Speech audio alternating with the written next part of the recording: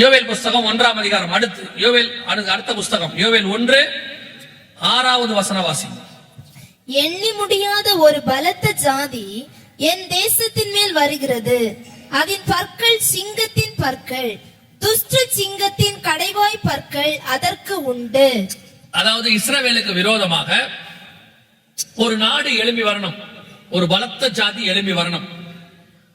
அது யாரு அப்படின்னு உங்களுக்கு தெரியணும்னா வாசிங்க வெளிப்படுத்தின விசேஷம் 13ஆம் அதிகாரம் 2வது வசனவாசி. 13:2 வாசி. நான் கண்ட மிருகம் சிறுத்தையை போலிருந்தது. அதன் கால்கள் கரடியின் கால்களை போலவும் அதன் வாய் சிங்கத்தின் வாயை போலவும் இருந்தன. இது யார பத்தி? இந்த சிங்கத்தின் வாய் தான் யோவேல் 1:6 வாசிக்கிறோம். அதன் பற்கள் சிங்கத்தின் பற்கள், துஷ்ட சிங்கத்தின் கடவாய் பற்கள் அதற்கு உண்டு. இது யார பத்தி அப்படின்னு கேட்டீங்கன்னா அதுக்கு பேர் தான் யூரோப்பியன் யூனியன். இங்க இருக்கு பாத்தீங்களா, இதான் யூரோப்பியன் யூனியன். இவங்க தான் சிங்கம். வேதத்துல சொல்லப்பட்டதான எழுப்பி வரக்கூடிய ராஜ்யம் 13ஆம் அதிகாரம் வெளிப்படுத்தின விசேஷம் 1ஆம் அதிகாரத்துல இவங்களை பத்தி சொல்லப்பட்டிருக்கோம். இந்த ராஜ்யம் எழும்பி வரணும். எப்படி எழும்பி வரணும்னா ஆல்ரெடி எழும்பிருச்சு. இப்ப இவங்க தான் அமெரிக்காவுக்கு மாற்றா இருக்கிறாங்க. அமெரிக்கா ஏற்கனவே வீழ்ச்சி அடைஞ்சிருச்சு. உங்க எல்லாருக்கும் தெரியும், கிட்டத்தட்ட 45 நாள் முடக்கம். இப்பதான் இன்னைக்குதான் திருப்பி சம்பளத்தை வாங்க ஆரம்பிச்சிருக்கிறாங்க. பல $1 trillion முடிஞ்சிருச்சு. அமெரிக்காவுடைய கதை ஓவர். இனி அமெரிக்காவுக்கு பதிலாக இன்னொரு வல்லரசு உருவாக்கணும். அந்த வல்லரசுக்கு உருவாக்குறதுக்கு ஒரு சண்டை வரும். அதான் நேத்து பார்த்தோம் யுத்தங்கள். அந்த யுத்தம் முடியும் போது ஒரு வல்லரசு எழும்பி வரும். அந்த வல்லரசு இவங்க தான். வேதத்துல இவங்களை பத்தி தான் சொல்லியிருக்கு. வெளிப்படுத்தல் 13ஆம் அதிகாரத்துல முழுக்க இவங்களை பத்தி தான் ஆண்டவர் பேசி இருக்கிறார். இவங்களுடைய கூட்டமைப்பை பத்தி, இவங்க கூட இருக்கிறவங்களை பத்தி, இவங்க என்ன செய்வாங்க எல்லாம் இருக்கு. சோ நம் கண்களுக்கு முன்பாக இந்த ராஜ்யம் எழும்புவதற்கான காரியம் வந்துருச்சு. இவங்க எழுப்பிட்டாங்க. உலகத்தினுடைய பொருளாதாரத்தை கண்ட்ரோல் கீழே கொண்டு வராங்க. இப்ப அமெரிக்கா விழுது, இவங்க தான் எழும்பி இருக்கிறாங்க. அடுத்து இவங்க தான் உலகத்துல வந்து என்னென்னமோ சொல்றாங்க, பிரிக்ஸ் வரப்போது, அது வரப்போது, இது வரப்போது. எதுவும் வராது, எதுவும் வராது. இதான் வரும். இவங்க தான் அடுத்த வல்லரசு. இவங்க தான் அந்தி கிறிஸ்துவை கொண்டு வரக்கூடியதான சாம்ராஜ்யம். இந்த சாம்ராஜ்யத்தில் கடைசியாக வரக்கூடியவன் தான் அந்தி கிறிஸ்து. அந்த அந்தி கிறிஸ்து வருவதற்கு முன்பதாகத்தான் உங்களையும் என்னையும் மீட்க வருவேன் என்று இயேசு வாக்கு பண்ணி இருக்கிறார். அல்லேலூயா. அந்தி கிறிஸ்துவின் சாம்ராஜ்யமானது பூமியில எழும்பி இருக்கு. இன்னும் அவன் வரல. அவனுக்கு முன்னாடி 10 பேர் வருவாங்கன்னு பைபிள் சொல்லுது. வெளிப்படுத்தல் 17ஆம் அதிகாரம் 12-13 வசனத்துல நீ கண்ட 10 கொம்புகளும் 10 ராஜாக்களாம், இவர்கள் இன்னும் ராஜ்யம் பெறவில்லை. இவர்கள் மிருகத்துடன் கூட 1 மணி நேரம் அளவும் அதிகாரம் பெற்றுக் கொள்ளுகிறார்கள். 13வது வசனம், இவர்கள் ஒரே யோசனை உள்ளவர்கள், இவர்கள் தங்கள் வல்லமையும் அதிகாரத்தையும் மிருகத்திற்கு கொடுப்பார்கள். இந்த 10 பேர் முன்னாடி வந்து ரெடி பண்ணணும். அவங்க தான் இவங்க. வந்துட்டாங்க, ரெடி பண்ணிட்டாங்க. புரிஞ்சுக்கோங்க, யோவான் ஸ்நானகன் வந்தாச்சுன்னா பின்னாடி யார் வருவான்னு அர்த்தம்? இயேசு வருவார்னு அர்த்தம். இந்த 10 பேர் வந்துட்டாங்கன்னா பின்னாடி யார் வருவார்? அந்தி கிறிஸ்து வருவான்னு அர்த்தம். 10 பேர் வந்துட்டாங்க.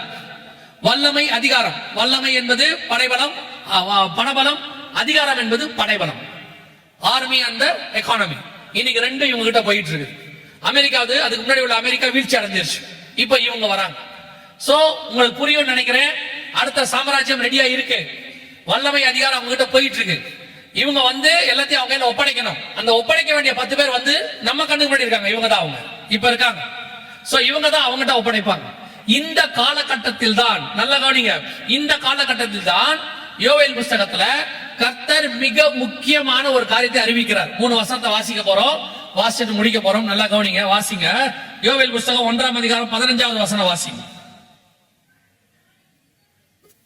அந்த நாளின் நிமித்தம் ஐயோ, அந்த நாளின் நிமித்தம் ஐயோ, கர்த்தருடைய நாள் சமீபமாய் இருக்கிறது. கர்த்தருடைய நாள் சமீபமாய் இருக்கிறது. அது சங்காரம் போல.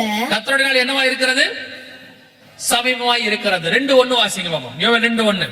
சீயோனிலே எக்காளம் ஊதுங்கள், என் பரிசுத்த பர்வதத்திலே எச்சரிப்பின் சத்தம் இடுங்கள். தேசத்தின் குடிகள் எல்லாம் தத்தளிக்க கடவர்கள். ஏனெனில் கர்த்தருடைய நாள் வருகிறது, அது சமீபமாய் இருக்கிறது. இது 2வது. 3வது வாசிங்க. 2:11 வாசிங்க. கர்த்தர் தமது சேனைக்கு முன் சத்தமிடுவார். அவருடைய பாளையம் மகா பெரிது. அவருடைய வார்த்தையின்படி செய்கிறதற்கு வல்லமை உள்ளது. கர்த்தருடைய நாள் பெரிதும் மகா பயங்கரமுமாய் இருக்கும். அதை சகிக்கிறவன் யார்? ஒரு தடவைக்கு 3 தடவை 2 அதிகாரத்துல மட்டும் கர்த்தருடைய நாள் சமீபம், கர்த்தருடைய நாள் சமீபம், கர்த்தருடைய நாள் சமீபம் கர்த்தர் சொல்றார். இந்த காரியங்கள்லாம் நடக்கும்போது நல்ல கவனிச்சீங்களா? ஓசியாவின் புஸ்தகத்துல கர்த்தருடைய நாள் சமீபம்னு சொல்லல. ஓசியா அந்த வார்த்தையை சொல்லவே இல்லை. ஆனா இங்க சொல்றார் யோவேல், இந்த சம்பவம் நடந்த உடனே அடுத்த சாம்ராஜ்யம் எழும்பும் போது 1:1 6ஆம் வசனத்துல நடக்குது. 1:15 கர்த்தருடைய நாள் சமீபம், 2:1 கர்த்தருடைய நாள் சமீபம், 2:11 கர்த்தருடைய நாள் பெரிதும் பயங்கரமா இருக்கும். 3 தடவை பேசுறார் கர்த்தருடைய நாளை பத்தி. இந்த கர்த்தருடைய நாள் என்பது என்ன? ரகசிய வருகையா? சபை எடுத்துக்கொள்ளப்படுதா? இல்ல, அது இல்ல. நல்லா கவனிச்சு கொள்ளுங்க. கர்த்தருடைய நாள் என்பது என்ன? வாசிங்க பேதுருவின் புத்தகம் 1 பேதுரு 3:9 வாசிங்க பாப்போம். மன்னிக்கணும், 2 பேதுரு 3:9. பிரியமானவர்களே, அப்போ மன்னிக்கணும், அப்போ 1 பேதுரு 3:9. தாமதிக்கிறார் என்று ஓகே, அதான் தாமதிக்கிறார் என்று சிலர் எண்ணுகிறபடி கர்த்தர் தமது வாக்குத்தத்தத்தை குறித்து தாமதமாய் இராமல், ஒருவரும் கெட்டு போகாமல் எல்லாரும் மனம் திரும்ப வேண்டும் என்று விரும்பி நம்மேல் நீடிய பொறுமை உள்ளவராய் இருக்கிறார். கர்த்தருடைய நாள் இரவிலே திருடன் வருகிற விதமாய் வரும். இது எந்த நாள்? திருடன் வருகிற விதமாய் வரும். திருடன் வருகிற விதமாய் கர்த்தர் எப்ப வருவாரு? நம்ம ரகசிய வருகை நினைக்கிறோம். ஆனா வசனம் என்ன சொல்லுது? வாசிங்க வெளிப்படுத்தின விசேஷம் 16ஆம் அதிகாரம் 15வது வசனம் வாசி. 16-15. இதோ திருடனை போல் வருகிறேன், தன் மானம் காணப்படத்தக்கதாக நிர்வாணமாய் நடவாதபடிக்கு விழித்துக் கொண்டு தன் வஸ்திரங்களை காத்துக் கொள்கிறவன் பாக்கியவான். இது எப்ப நடக்கிற சம்பவம்? 16 வாசிங்க அடுத்த வசனம். அப்பொழுது எபிரேய பாஷையிலே அர்மகதோன் எனப்பட்ட இடத்திலே அவர்களை கூட்டி சேர்த்தான். இது பகிரங்க வருகையை பத்தி சொல்லப்படுது. கர்த்தருடைய நாள் என்பது எதுக்கு இருக்குது? பகிரங்க வருகை. இப்போ யோவேல் புத்தகத்தை நீங்க வாசிச்சு பாருங்க. கர்த்தருடைய நாள் என்பது எதுக்கு அப்புறம் வருதுன்னு நான் உங்களுக்கு சொல்றேன். இப்போ கர்த்தருடைய நாள் என்பது பகிரங்க வருகை. இந்த வெளிப்பாடு தான் இவங்க எல்லாருக்கும் இருக்கு. கர்த்தருடைய நாள் வருது வருது வருது, பயங்கரமா இருக்கு, எல்லாரும் சாக போறாங்க, அதை சகிக்கிறவன் யார்? அவோ வானங்கள் வெந்து அழிந்து 1 பேதுரு 3:10 சொல்லுது. கர்த்தருடைய நாள் திருடன் வருகிற விதமாய் வரும். அப்பொழுது வானங்கள் மடமடம் என்று அகன்று போகும், பூதங்கள் வெந்து உருகி போகும், பூமியும் அது உள்ள கிரியைகளும் எரிந்து அழிந்து போகும். இது அழிவை பத்தி பேசுது. அததான் வெளிப்படுத்தல் 16 அரமேகதான் யுத்தத்தை பத்தி பேசுது. அதுதான் கர்த்தருடைய நாள். அப்போ நாம் சொல்லக்கூடிய ரகசிய வருகை, சபை எடுத்துக்கொள்ளப்படுதல், இதுக்கு நடுவுல எங்கேயாவது சொல்லப்பட்டிருக்குதா அப்படின்னு கேட்டீங்கன்னா யோவேல் புஸ்தகம் 2ஆம் அதிகாரம் 16வது வசனத்தை வாசிங்க. 16 வாசிங்க. ஜனத்தை கூட்டுங்கள், சபையை பரிசுத்தப்படுத்துங்கள், முதியோரை சேருங்கள், பிள்ளைகளையும் பாலுண்கிற குழந்தைகளையும் கூட்டுங்கள்.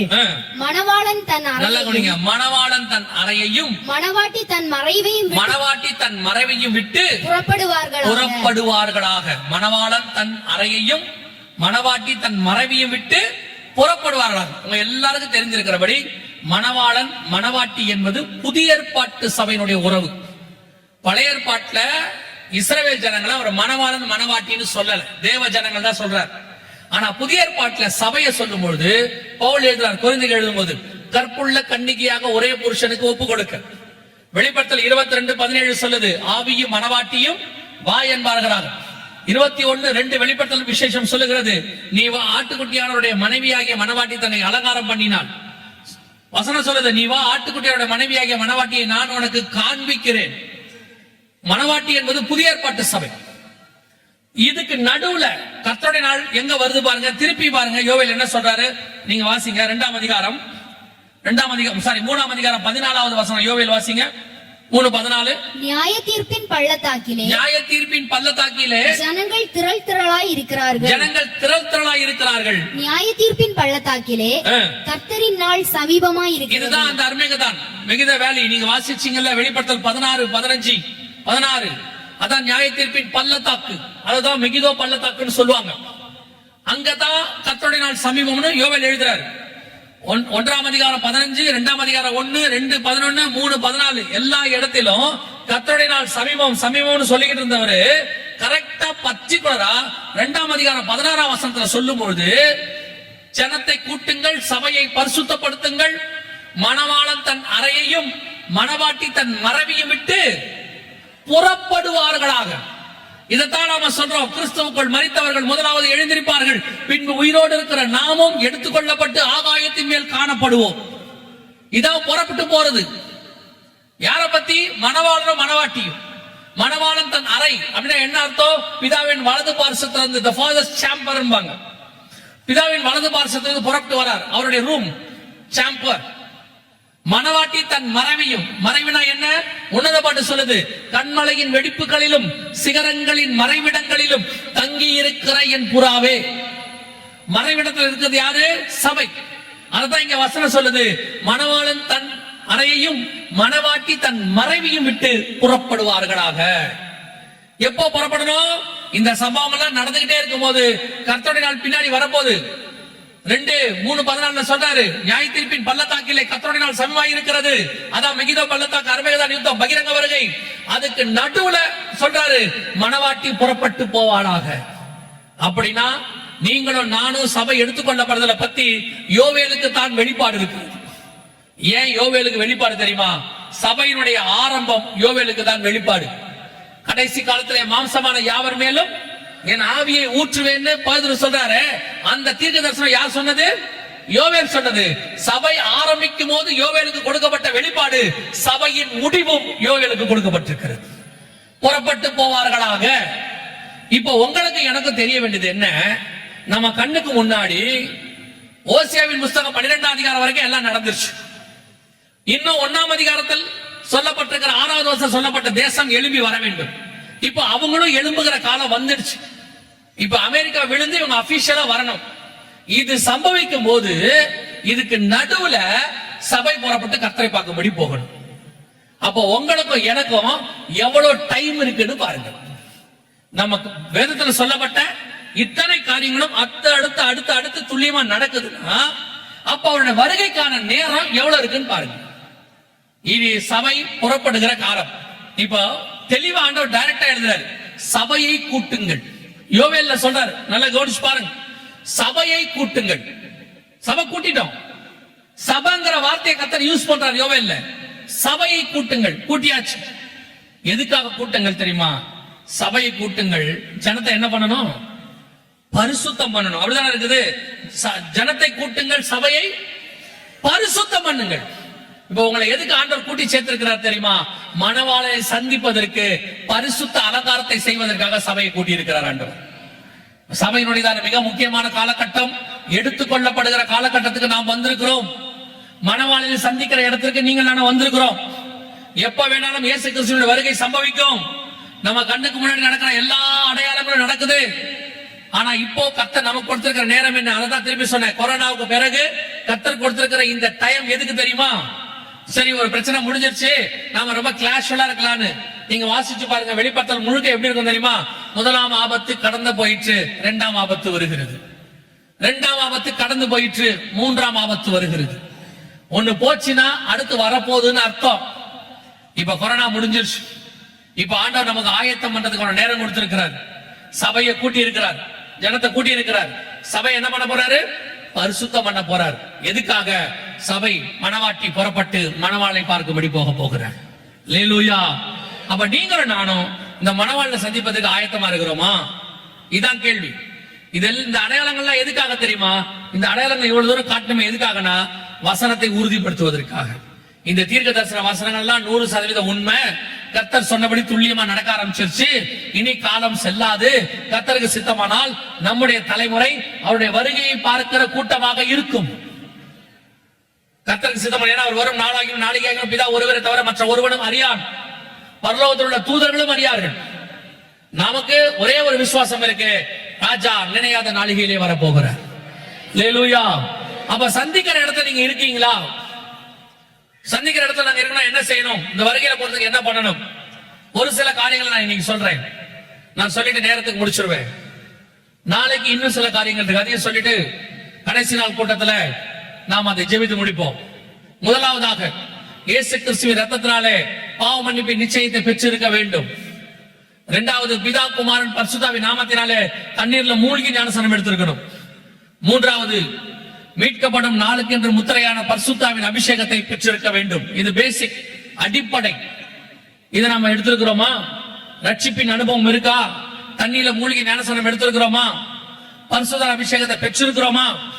இதோடு கூட சபை பரிசுத்தம் பண்ணப்பட வேண்டும். மணவாளன் கேட்ட மணவாட்டியை மாறணும். ஆண்டவர் விரும்புகிற இடத்துக்கு நீங்கள் நானும் வரணும். அப்பதான் வசனம் சொல்லுது, மணவாளனும் மணவாட்டியும் புறப்பட்டு மேலே போக போகிறார்கள். அல்லேலூயா. கர்த்தருடைய வருகை மிக சமீபம். இனி காலம் செல்லாது. இது உங்களுக்கு கொடுக்கப்படுகிறதான எச்சரிப்பு. இது எச்சரிப்பு. இந்த எச்சரிப்பை சீரியஸா எடுத்துக்கிட்டு ஆயத்தப்பட்டீங்கன்னா வருகையில பிரவேசிப்பது எளிது. அல்லேலூயா. நாம் ஜெபிக்க போகிறோம். வேந்திரிக்கலாமா நம்ம தேவ சமூகத்துல?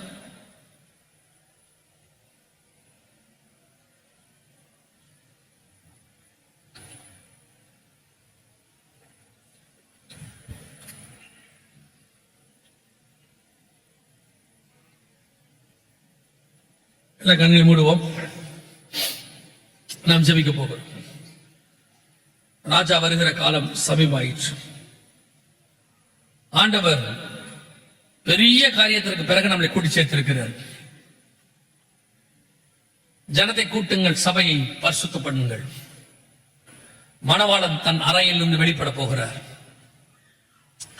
மணவாட்டி புறப்பட போகிறாள். உங்களை நீங்க ஆராய்ந்து பாருங்க.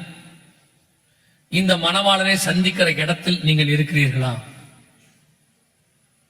நெடுநாளாய் காத்திருந்த காரியம் முடிவுக்கு வரப்போகிறது.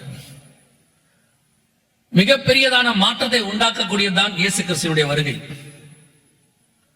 அதோட உலகம் வேறு தளத்திற்கு போகும். இதுவரை காணாத சர்வாதிகாரியை காணும். இதுவரைக்கும் பார்க்காத பேர் அழிவுகளை பார்க்கும். அதுக்கப்புறம் முடிவு பரியந்தம் அழிவுதான். சபை பூமியில இருக்கிற வரைக்கும் தான் கடைசி வாய்ப்பு. சபை தான் லாஸ்ட். லோத்து இருக்கிற வரைக்கும் தான் சோதம் அழியாம இருக்கும். லோத்தை வெளியே கொண்டு போய் விட்டாச்சுன்னா சோதம் முடிஞ்சிருச்சு. நோவா பேழைக்குள்ள போய் கதவை அடைச்சாச்சுன்னா வெள்ளம் இனி வரப்போகுதுன்னு அர்த்தம். உங்களுக்கு எனக்கும் அப்படி ஒரு வாய்ப்பு தான் கர்த்தர் வச்சிருக்கிறார். நம்ம லாஸ்ட் மினிட்ல இருக்கிறோம். இன்னும் உங்க பழைய கதையை பேசிக்கிட்டு, பழைய அனுபவத்தை பேசிக்கிட்டு, நான் யார் தெரியுமா, என்ன தெரியுமா, அதெல்லாம் கொஞ்சம் ஓரம் வச்சுட்டு இன்னைக்கு இயேசு வந்தா போவோமான்னு மட்டும் பாருங்க. உங்களுடைய எல்லாத்தையும் கொஞ்சம் ஓரமா வச்சிருங்க 5 நிமிஷம். இப்போ இன்னைக்கு இயேசு வந்தா என் ஆவி ஆத்மா சரீரம் எடுத்துக்கொள்ளப்படுமா, மறுரூபம் ஆகுமா? அதான் ஒரே கேள்வி. நம்மை நாமே நிதானித்து அறிந்தோமானால் நாம் நியாயம் தீர்க்கப்படும். ஒருவேளை உங்களுக்குள்ளேயே அந்த சந்தேகம் இருக்குன்னா, இல்ல இன்னும் சில காரியங்கள் இருக்கு, அந்த வருகையில் எடுத்துக்கொள்ளப்படுவதற்கு தடை இருக்கு, அது மாம்சத்துல இருக்கு, ஆவியில இருக்கு, என் ஆத்மாக்குள்ள இருக்கு, இன்னைக்கு கர்த்தர் எனக்கு உணர்த்தி இருக்கிறாரு, நான் இன்னைக்கு எல்லாவற்றையும் ஒப்பு கொடுக்க போகிறேன், கிறிஸ்து வரும் பொழுது அவரை சந்திக்கிற கூட்டத்தில் நான் இருக்க வேண்டும், தடையா இருக்கிற எல்லாவற்றையும் நான் என்னை ஒப்பு கொடுக்கிறேன், ஆவியானவர் எனக்கு உதவி செய்யணும், அவர் வரும் பொழுது அவரை சந்திக்கிற கூட்டத்தில் நான் இருக்க வேண்டும். அப்படி விரும்புறவங்களா கரங்களை ஆண்டவருக்கு நேராக உயர்த்தி, ஆண்டவரே நீர் வரும் பொழுது உம்மை சந்திக்கிற இடத்தில் நான் இருக்க வேண்டும். இந்த உலகத்துல எது என்ன தடுக்குதோ எல்லாத்தையும் இப்ப ஒப்பு கொடுக்கிறப்பா.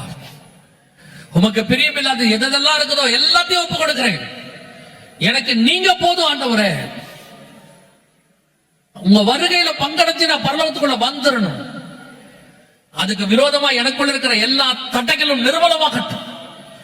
எனக்குள்ள இருக்கிற காரியமோ, என்னை சுத்தி இருக்கிற காரியமோ எதுவா இருந்தாலும் இயேசு கிறிஸ்துவின் நாமத்தில் நிர்மூலமாவதாக. ஆண்டவரே விட முடியாமல் பலவீனப்பட்டு இருக்கிற ஜெபிக்கிறவர்களா என்ன ஜெபிக்கிறேன்ப்பா. உலகத்தில் இருக்கிறவனிலும் எங்களில் இருக்கிறவர் பெரியவராயிற்று.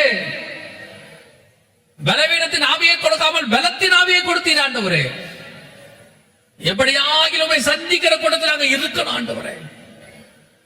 எங்களுக்கு விரோதமாய் போராடுகிற ஒரு பாவ பிரமாணம் உண்டு, ஒரு மாம்ச பிரமாணம் உண்டு என்று பவுல் எழுதுகிறார். அந்த பிரமாணத்திலிருந்து நாங்கள் விடுதலையாக எங்களுக்கு கிருபை பாராட்டும். உச்சம் தலை முதல் உள்ளம் கால் வரைக்கும் எஸ்தர் சுத்திகரிக்கப்பட்டது போல நாங்கள் சுத்திகரிக்கப்பட கர்த்தர் கிருபை பாராட்டும். மத்திய ஆகாயத்திலே தோன்றும் போது எக்கால சத்தம் கேட்கும் பொழுது சந்தோஷமாய் மறுரூபமாகி பறந்து வருகிற கூட்டத்தில் நாங்களும் காணப்பட கிருபை பாராட்டும். எங்கள் திருச்சபை காணப்பட கிருபை பாராட்டும். எங்கள் சபையிலே ஒரு ஆத்துமா கூட கைவிடப்பட்டவர்கள் இராதபடி கர்த்தாவே, எங்கள் சபை 100%, 100க்கு 100, 30, 60 அல்ல, 100% மறுரூபமாக்கப்பட்ட சபையை மாறட்டும். எங்கள் சபைக்கு விரோதமாய் உருவாக்கப்படுகிற ஆயுதங்கள் வாய்க்காதே போகட்டும். உள்ளுக்குள்ள கிரியை செய்கிற காரியங்கள் எல்லாம் வெளியே போகட்டும் இயேசுவின் நாமத்தினால். கர்த்தாவே, நீர் வரும்போது நாங்கள் உமக்கு முன்பாக நிற்க பாத்திரங்களாய் இருக்கும்படி ஒவ்வொரு நாளும் விழித்திருந்து ஜெபிக்க கிருபை பாராட்டுங்கப்பா. ஆகிலும் எங்கள் பரிசுத்தத்தை நம்பி நாங்கள் கேட்கவில்லை, உம்முடைய கிருபையை நம்பி நாங்கள் கேட்கிறோம் ஆண்டவர். இங்க வந்திருக்கிற ஒவ்வொருத்தருக்காய் ஸ்தோத்திரம். இதே ஆவியில, இதே எண்ணத்துல நீங்க வர்ற வரைக்கும் காணப்பட கிருபை பாராட்டுங்கப்பா.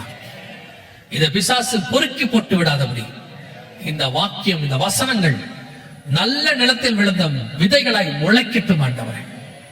நீர் மாத்திரம் மகிமைப்படுங்க. எங்கள் ஆண்டவர் இயேசு கிறிஸ்துவின் நாமத்தில் ஒப்பு கொடுத்து ஜெபிக்கிறோம் ஜீவனுள்ள நல்ல பிதாவே.